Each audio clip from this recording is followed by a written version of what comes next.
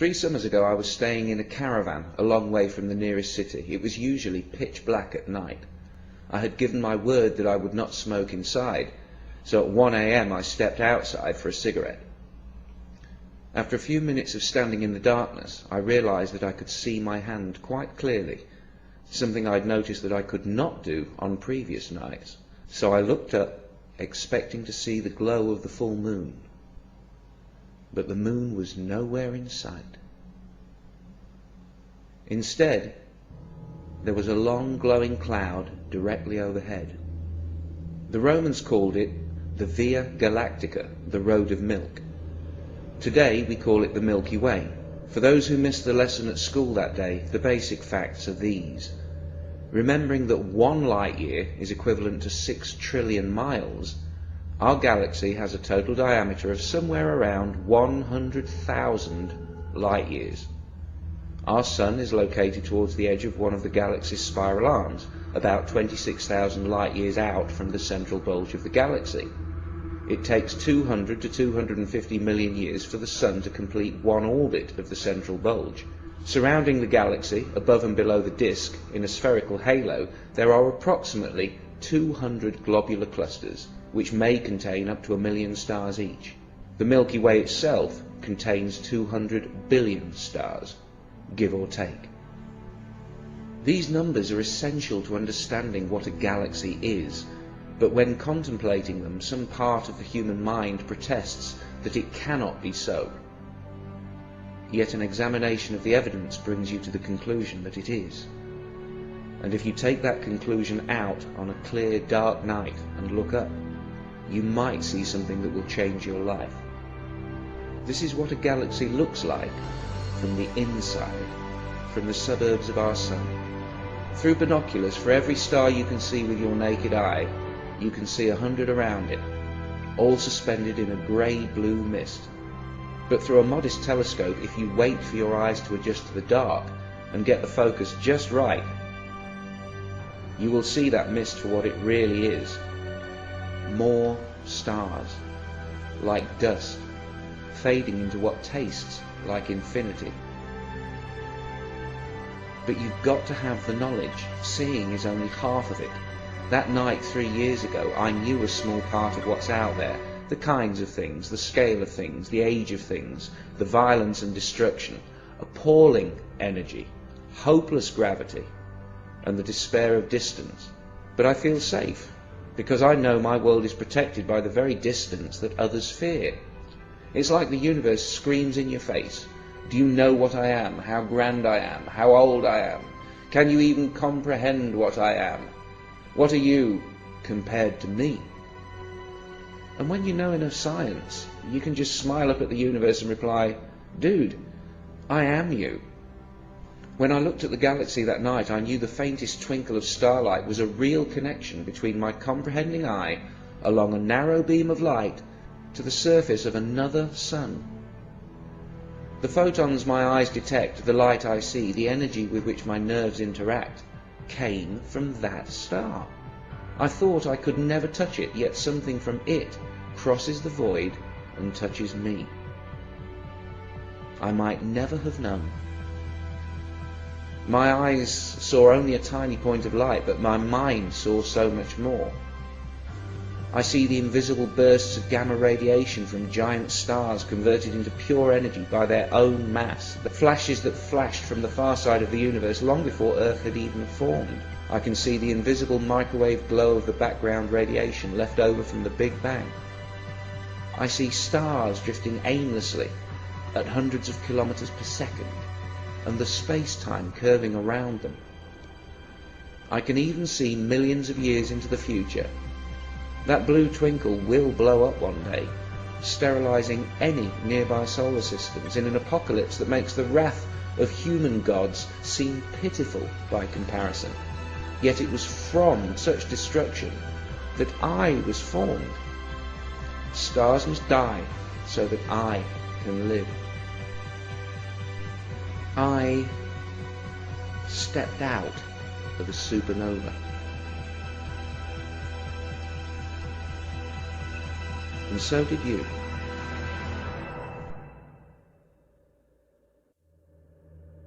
In light of this unarguable fact, this hard-earned knowledge, this partial but informative truth, what place then in the 21st century and beyond for the magical claims of organised religion?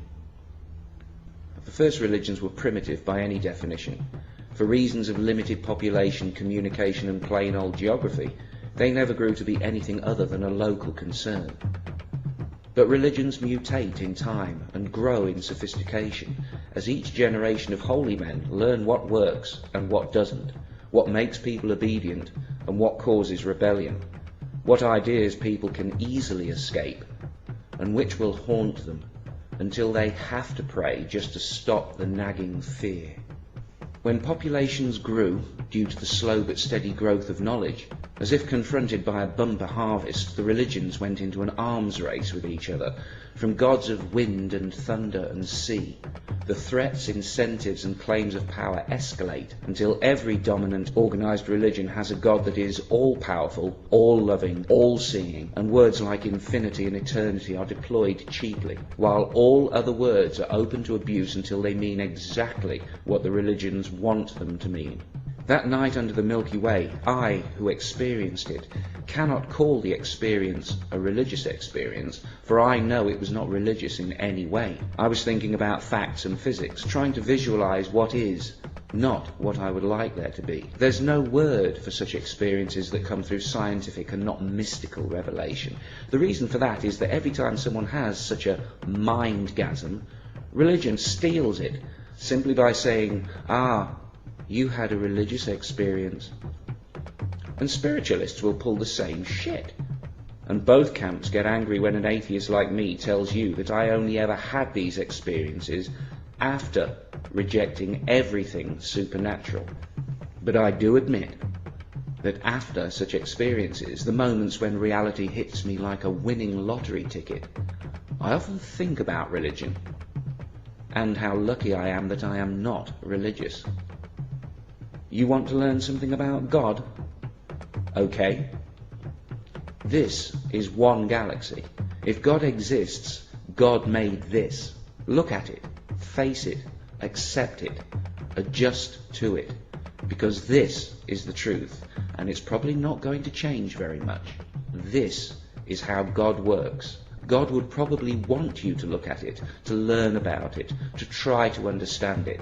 But if you can't look, if you won't even try to understand, what does that say about your religion? As Bishop Lancelot Andrews once said, the nearer the church, the further from God. Maybe you need to run away from the mosque, away from the church, away from the priests and the imams, away from the books, to have any chance of finding God. Squeeze a fraction of a galaxy into your mind, and then you'll have a better idea of what you're looking for. To even partially comprehend the scale of a single galaxy is to almost disappear. And when you remember all the other galaxies, you shrink 100 billion times smaller still. But then you remember what you are. The same facts that made you feel so insignificant also tell you how you got here. It's like you become more real. Or maybe the universe becomes more real. You suddenly fit. You suddenly belong. You do not have to bow down. You do not have to look away. In such moments, all you have to do is remember to keep breathing. The body of a newborn baby is as old as the cosmos.